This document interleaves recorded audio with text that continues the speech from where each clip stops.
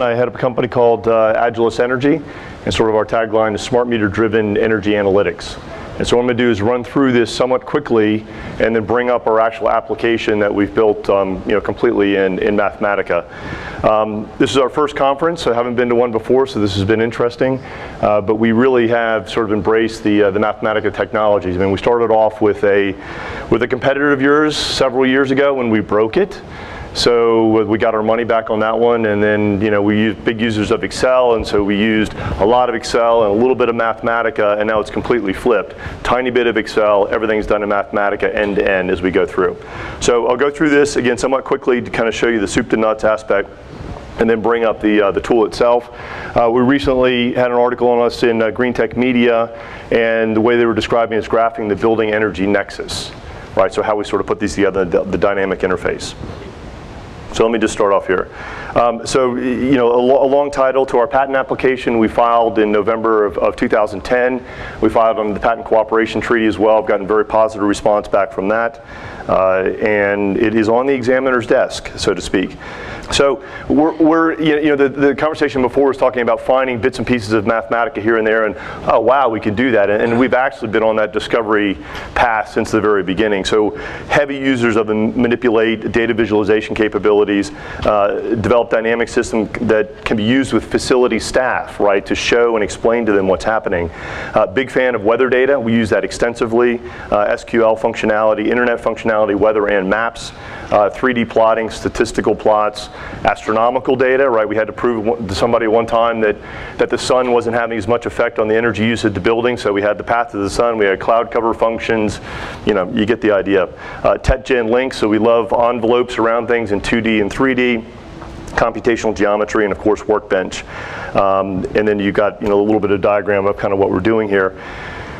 The smart meter data, so the utilities, a little bit of background on this, have been, in the United States and in other parts of the world as well, have been deploying these advanced meters, okay, and not doing very much with the data. And depending upon where they are around the country and how the utilities have set them up, typically you're looking at 15-minute data. Now, they put the meters in, they're collecting the data, so when we show up at a customer, we often find there's 1 to 2 years worth of 15-minute data that's already there, it's just nothing's been done with it. And so we can access that through the customer and then apply our technology. When we go to universities, we love universities because they've come in and they put in steam meters and chilled water meters and electric meters. And so I live down in Raleigh, and so one of the big universities down there had it all, and they had 300 buildings, 800 meters on campus, but then all the facility staff was doing is aggregating it on a monthly basis and trying to look at the variances from there. So nobody's really tapped in the intelligence associated with the data. Now, to prove that point here for a second on one dynamic piece here,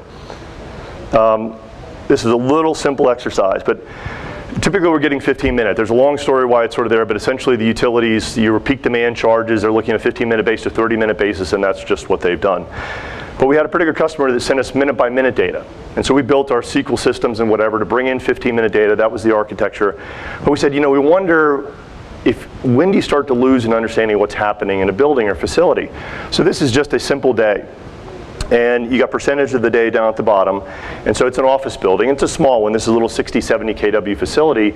But as you come in the morning, okay, the load is low. And then it picks up, around 6 o'clock here, and then sort of takes its path here and shuts down at the evening, a regular weekday. Well, the minute-by-minute data, no surprise, is the blue data. So we look at this, and again, just simple, we do a lot more graphics than this, but you can see, here in the afternoon, we've got a lot of cycling. Okay, these guys have got rooftop units, probably not variable speed drive equipment. It's on and off, it's on and off, it's on and off. So wear and tear on the equipment, and not likely providing the kind of comfort that's required in the facility. A little bit strange things here on the startup. You can kind of see a double clutch startup to some extent, and some odd things going on here. So if we take the same area under the curve, right, which is kilowatt hours we're looking here, and I go from 1 minute to 5 minutes, same data, amplitude's not as great, but you can still see some of the issues. Go to quarter hour, still see them. That's typically what we get around the country. Half hour. By the time you get to hourly, you're missing most of what's there. The industry standards primarily out there are to use monthly data. If you want an Energy Star score, you're putting in monthly consumption data. So it's just not tapped at all out there, which is what we're doing. So that's the power of the interval data. To give you a little bit of an idea on the results, and as of now, we've done more than 650 buildings across the country. So I'm not bringing up the actual tool, so I'm showing you snapshots from our other Mathematica applications, but we love 3D, okay? And so here we've brought in maps from MapQuest, stitched them together, the tiles, we've got polygons we pulled out from the USGS, and applied functionality to those as far as where our buildings are. And then we've added a three-dimensional, now this is just a three-dimensional histogram, right? So it's the concentration associated with our footprint as it is right now, but there's a lot of very interesting things you can do with this now when we start plotting data in a geospatial format. So we were thrilled that, that this is going to be more functionality in Mathematica 9. Typical savings we see at a building, and we really never go to the building, right? We get the data, we can tell them what to do, it's 10 to 20% with no capital investment. We did one recently in the Washington, D.C. area that was 40%. With a major third-party property manager running at 40% savings. I'll show you how you come to it. So this is our US portfolio, and actually this is the measurement and verification. This is part of what our tool looks like, and it's just one element of it.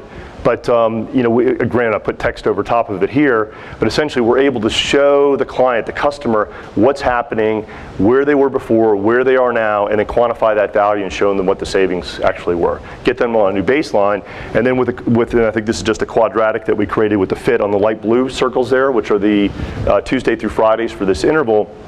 Then now what we can do is we can actually put that into a real-time monitoring system and get alerts when these guys go outside of some certain band. Right, so there's a lot you can do with this. So move on to the next page. Okay, so I talked a little bit about this, but the way we're coming at it is a systems-based approach. So the market looks at some case, and you got operations, okay, well those are the people that are building at the facility.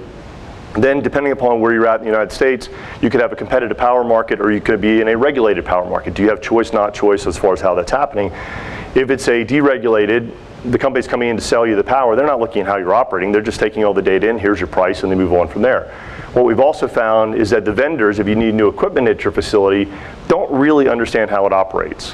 What they do is they expect you to identify what you want to buy, and it goes from there. So we tie all these things together. They're highly interdependent to take a holistic type of approach. I'm getting ahead of my pictures here.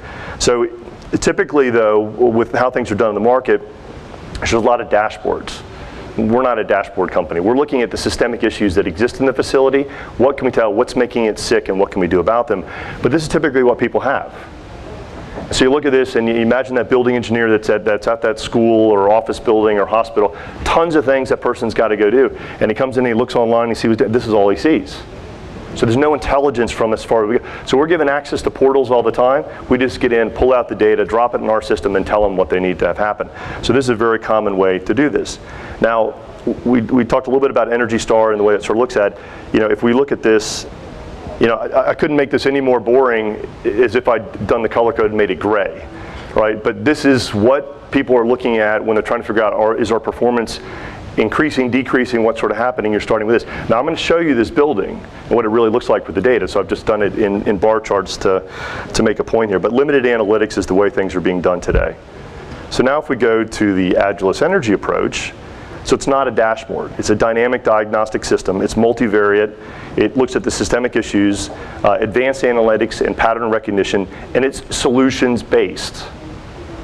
Now, we're going to talk about the business model we have as far as how we're deploying this, but many of our customers wouldn't feel comfortable in using the system that we develop, so we drive. For other engineering firms, HVAC companies, we can actually push this as a CDF, which I'll talk about, and then those guys can take care of their own customers from there. So this is that same building that I showed you with just the bar charts. And we'll go through this a little bit more, but this is what, for us, this is what a building looks like. We got one axis that runs over here to the right, and we'll show this in greater detail. That's time of day. We got days that run in this direction. The vertical dimension's kW, and it's all color coded. We can change the interval. We can rotate it around. We can change the opacity. Look at the temperature density plot that we've created down below it. Again, using weather data coming from Mathematica. So there's a lot you can tell. So moving on to the next piece here, this is the transforming the energy services approach. So the way that this generally starts is that and been done for sort of a long time, the energy service company model, the ESCO model, is somebody goes and they tour the building. Okay, that's fine, that needs to be done, makes good sense. And generally the most data they look at are the monthly bills if they pull 12 of them. Sometimes they'll just look at one, then they go in there and try to figure out what they need to do. So we start, if we've got 15-minute data on a building, generally the utilities already have 1 to 2 years worth of data that's already there. We pull in 5 streams of weather: temperature, dew point, wind speed, cloud cover, and pressure, all coming from the weather data section within Mathematica. If we're missing data in there, sometimes we are, then we've got an API we set up that goes to Weather Underground, brings that data in, massages it, puts it in place, and we go from there. So easily, if we even just have 1 meter at the building starting off with over 200,000 data points, use our patent pending systems from there, identify the issues and opportunities, and then really at that point, if it's another intermediary we're working with, handing off those diagnostics to that engineering firm, or using online go-to-meetings to be able to show the building staff what they need to do. Now we also come back in at the last part of this because we want to show them how good of a job we did, because we want the next building. And so that becomes the measurement and verification piece, which has been very simple in the past. And this is where we're developing 0 to 4th order polynomials to define what the performance of the building is.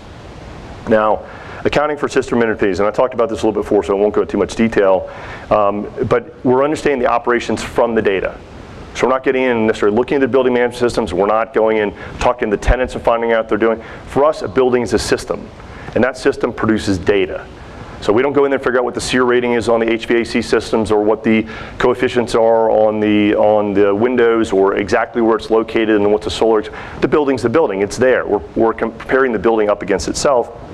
So that's how we understand the operations. As I mentioned, the power contracting and tariff, these things are highly interdependent. Not just peak and off-peak prices, but there's volatility in your profile. And the more volatile and variable your load, the more costly it is to serve in a regulated or deregulated market. So we can actually help with a hedging strategy given the performance of the way the building's operated. Again, more holistic. We're spending all of our time, most of our time over here on the operating side. We're agnostic over here on the upgrades and retrofits. So with most of the companies, buildings, and facilities we go into, there's no capital requirements. We're working with what you've got, tuning it up, making it better. And then if it does come to something like that, then it's really prioritizing or simulating the building, in fact, to show what those results would be. So importantly, nothing to install. The meters, the data are there. We have to tell them how to give it, or they help us get there. No setup fee, no physical building inspection, and no delay in actionable plans, because we can start right now. So if we're now in the fall, we could bring that data in. We could look at last year's fall, this year's fall, and say, okay, listen, here's how we need to set the operating plans. Here are the issues that we see, and here's how you need to change. So evaluating a building, the energy data collection, this is where we'll talk about where it's really all the way, the processing of Mathematica along the way. Now we're not getting real-time feeds. That's the next step for us as we move into other monitoring systems there, so we can automatically update, just clean it, put it in there. But the cleaning is a big part of the data, because there'll be missing data points come in different configuration, whether it's coming from one of the Texas utilities or out west or up in the Northeast. But the data will come to us in CSV text or Excel file from utilities or third-party monitoring systems. What we're doing from there, though, is making sure that the data is continuous, right? That we've got 15-minute readings all along, otherwise we'll go back and put them in. We'll make sure we don't have duplicates. Again, all done in a batch process within Mathematica. But we're finding that with the energy data collection that there's just so much of it that's out there. So in certain states, Virginia is an example, if you're above 500 kW, which is kind of like about 100,000 square foot office building, there's data that's there. If we're down in Texas now, it's down to the household level where you can go and get 2 years worth of data and start to understand the behavioral considerations. We don't really focus on the residential, it's more commercial, industrial, but you get the idea. There's some initiatives under DOE and the White House, the Green Button initiatives that some of you may be aware of, where I think the government's looked at this, we put all the stimulus money out there, you put in these smart grid systems and meters, now what are you doing with it? Let's make that data more accessible. Now we can't get the data from a customer without them giving us the permission, but it's coming out. I mean, you can't hold that data back as you go through. If utilities meters are not installed, the technology is cheap and simple. Electrician can go in and spend less than an hour of my time. These are clamp-on power meters with CTs that are web-enabled, and you got the data and you go from there. Now, I've talked about 1 year's worth of data, 2 years worth of data. My kids' school, we went in, and at least in the season that they're in, about after 4 weeks, 5 weeks, you got a pretty good idea what their behavioral considerations are, at least in that particular period. Then you move into the next season, and the next season as you sort of move your way through, but a pretty good idea. So the cleaning, again, of the data is a critical part before it's dumped in the SQL Server. So we talked a little bit about the weather before. But we need 15-minute weather data. I'm sure we can go out and we can buy 15-minute weather data, but as a small company, we would want to find the cheapest, easiest ways by which to be able to get data. And so we tapped into the weather data functionality of Mathematica, but the FAA doesn't require 15-minute readings at the airports, right? So we're finding the local airport for there. So what we do across all the 5 different weather streams that we bring in is we create daily functions. And the interpolation order 1 that's going to go through all the observed points that are there, but that's going to allow us to go back and interpolate and pull 15-minute readings so we can match these up with the energy data. And we do that across all the, and it's a very quick, again, all interfacing in. If we were missing data, we'll go out to Weather Underground through Mathematica and pull that in.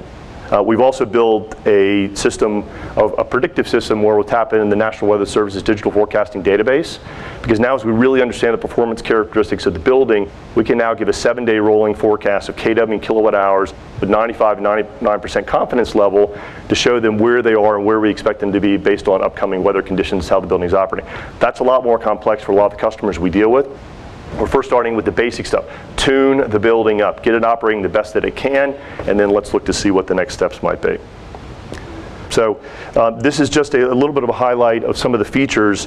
You know, we had someday, I guess Mathematica will have a date feature of drop-down menus, whatever. So we just created our own. All right, simple enough to do, but sliders just weren't working for us. So you'll select a time period up here. You'll select a type of day. Do we want to look at all the days? Do we want to just look at Mondays and days to operate differently depending upon the kind of building? This building has got 2 meters on it. Right now they're shown in aggregate. We can rotate it around. We can change the time increments. You know, now with the new gauges and graphs that are coming with Mathematica 9, you won't have to go and create your own density plot down here to create a legend that's going to show you what the colors mean, which is what we had to do. So we were happy about that. Now, anytime you change these dimensions, all the colors are going to change. Everything's relative. So the coloring associated with this is very important. In fact, when we submitted our patent application, we had to pay extra to submit it in color. The color is a very important dimension for us. Okay, in fact, initially the examiner didn't know that you could actually do that. And we said, well, we paid for it. And so we sent them the stuff, and we'll see how that goes. Now, underneath this is a temperature density plot. So a mashup that we've got here. So we're pulling that 15-minute data, and essentially these are degree quarter hours. But again, it's all relative. So the darker blue are the colder periods, more yellow or orange are the warmer. And so you can start to look across here very quickly, and we can engage a layman in this particular graphing and say, okay, what's going on here? Now, one of the things that you would see, we started working with these guys at the back end here. This is back into this summer. They had all this stuff going on here early in the morning. So the building warmed up overnight. A certain amount of energy had to be put into the building to get it cooled down to reach its set point, but then it just stayed there for the next 4 or 5 hours. So they would go in and they would tell us, well, we have to do this. We have to run it this early. And we were like, I don't think we do, right? Because we see this kind of decay pattern, in many cases, much more dramatic than they're seeing there. So if you look at this summer over here, there's none of that early startup. Okay, so dramatic changes just to the operational plans. There's a big human element to all this, not just the people that are in the facilities, but the people that are running them, right? And what they understand the technology, the building management systems, what their incentives are, what they do, what they don't do. In the meantime, buildings just get left, they run a certain way, and nobody changes them for all intents and purposes. Now, there's a lot more that we can do just other than operations, but explain a few things here. This is a temperature density plot, or not density plot, but just a density plot on usage. You can see a little bit here. This gives a little bit better idea of when things start and stop. This is last summer down here. This is this summer. Okay, no changes in occupancy, no changes in equipment, just telling these guys, we think this could be done. They make the change, we'll show you what it's worth. Nice bright line at the end of the day. We're looking for discipline. So at the beginning part of this, we're not making a judgment. Is it 200 kW overnight? Is it 250? I mean, we've got a pretty good idea given the size of the building. We want to make sure that they're down to those levels on between weekdays, overnight, on weekends, whatever might make the most sense. Be consistent, right? Bring that discipline to your operations. We look at demand curves. Right? Now again, all completely dynamic and selectable. When we go through this, I've just selected a summer period. The coloring of the curves is related to how warm or how cold it was for the day. We created a degree day histogram over here. Again, every time you change the interval here, it changes this, a distribution function. And with these sliders right here, right now they're just set on 1/3 and 2/3. The 1/3 warmest days are red for this interval, all relative to the interval we're looking at. The 1/3 coolest are blue and the green ones are in between. Okay, so what do we see when we first talk to these guys about Mondays? It's the coolest days in the summertime. This is a DC building, they just don't need to do it, right? It was easy to make the change. We can also tell If we look into the tool here, you could mouse over this and it would give you the date. That's the 4th of July. Okay, there's no reason they don't have operational or holiday schedule set. There's nobody here in the mornings. But we're also started looking at variation, right, on similar kinds of days, what we're seeing. So when we're going through this process, it'll come to the point that says, well, what's it worth, right? Why should we do this? And we come at it and say, now we can benchmark the beat before we're even engaged. So what we've got here, same schedules, but we've got stacks. So we'll take a 10 to 20 heating degree day kind of day, so a 45 to 55 Fahrenheit type of day, and they're all ranked out. Well, what happens on that in that part of the country? That's Thanksgiving. That's the minimum. But we're going to change the slider over here, which kicks up on deciles at a time, which kicks out the low use days, so we get the actual operating days, and now we've got the cost of variability that's in the building and help driving why we're seeing those changes. But part of the problem comes with this is that there may not be good profiles in the building, so we now use locators. So in this instance, we've got the same profiles. These are summers, whatever. Now we can adjust these and show the guy, and the guy says, oh no, I got to come up at 6. I was like, okay, we'll just change it right there in front of you, show you what it's worth, go back to the 3D one, overlay one on top of the other, and you can see the benefits. We look at energy versus weather. This ought to be a smile curve. As it gets warm, load goes up, all color coded on type of day, comes down, picks back loads of things we could talk about with this as far as what you can tell. But there's a lot, more than 50% variation in this building. It's just not necessary. We look at peak demand. We can also, I just draw a line here, it doesn't mean too much in this instance, but we can look at the memory in a building. Okay, if we've got a string of 3 or 4 days that are warm or cold, what are we seeing by these arrows as we go through? We can isolate the days. And so forth. We look at load factors, load factor energy used over energy you would have used if you operate at the peak for that interval. Too high, too low, it tells a story, right? Are you too peaky? Are you running too much? You know, if you moused over each one of these, you'd see the kW and kilowatt hour cost associated with these. And then on the M&V part, we talked about measurement and verification. All the statistics are there, which go over the head of most of our customers, but they can see the results. And what you've got here, this is where they were operating before we made the change. This is where they were operating before. 17% at 11 cents. This was $17,000 for 3 months. Okay, if we added in Mondays and then Saturdays and Sundays, it was over $25,000. So in this building, 200,000 square foot building, not poorly run, there's $50,000 to probably about $80,000 a year of an annuity that can be saved. And I'll sort of finish up on this piece here to show that we've taken this also to portfolio analysis, where this is a whole city, and these are fire stations and police stations down in Texas. Simple thing, energy used and square footage, I mean, that's easy. You can isolate, mouse over, it'll tell you which one it is. But now we come to the geospatial. So what we've got here is we brought in the maps again. We've got the locations of all the particular buildings. We've got the measurement that's up here. You mouse over it. That 3D snapshot pops up so you can get an idea of what's going on as you work across them. And then we've created a map down below which is just on quartiles. So which is at the lowest quartile, second, third, and fourth. So now you can look across a city or whatever kind of portfolio you've got across the country and figure out where are the areas where we've got the greatest savings, right? If they made the changes, where are we seeing the areas that are the peakiest, right, across here? So whenever we talk to a company, we will bring in all their buildings. We can process. It takes about 5 minutes to process a building, and then start to show them which ones we would go after. So this has become quite exciting for us to be able to do these kinds of things. We look at summary rankings. You know, you can go on and on with this, and I'll just finish up on technology deployment. This is where we're using the CDF. Okay, so if we're out there doing the managed service with companies, showing them what they need to do, that's all fine. That works for the majority of our customers. When it comes to the point where we can actually just push the tool, then the data, we use save definitions all the time. All the weather data, all the energy data is already incorporated in. We push it out. The arrangement is they've got to come back to us to upload more data. So the CDF is not fully functional because we don't want it to be, because we want to continue to be in the data collection business. The benchmarking, I haven't showed you how we benchmark against other buildings, but we can do that as well. So any particular questions on this? We'd be happy to show a live demo of a real building. Just ran out of time here.